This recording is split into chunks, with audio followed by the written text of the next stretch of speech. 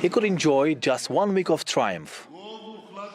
After being sworn in for a record fifth term as Israel's Prime Minister, Benjamin Netanyahu is going to trial.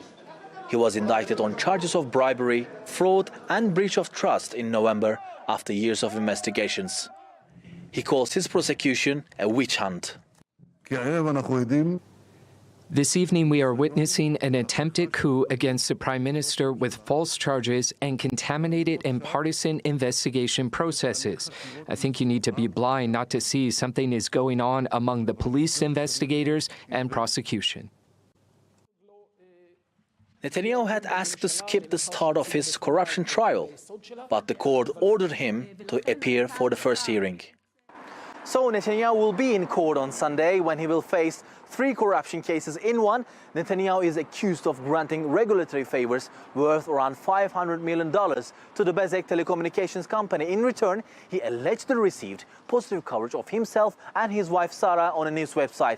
In other case, alleged the Netanyahus received gifts worth almost $200,000 from Israeli-born Hollywood producer Arnon Milchan. They included champagne and cigars. And a third case alleged that Netanyahu reached an agreement with Yediot Ahronot newspaper publisher Arnon Moses for better coverage. The Prime Minister is accused of offering Moses to slow the growth of a rival newspaper.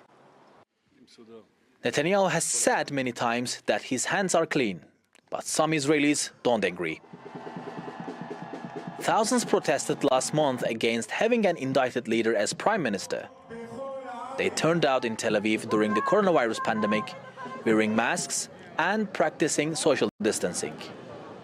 We came to demonstrate for the democracy, for a rule that is not by someone who is accused, who has issues with the law.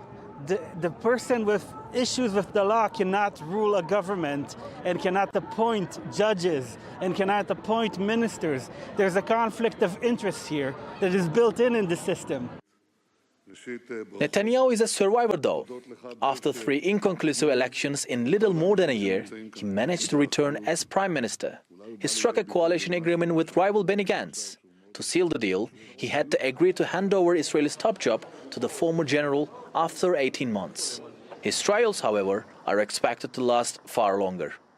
Mustafa Fatih Yavuz, TRT World, occupied East Jerusalem.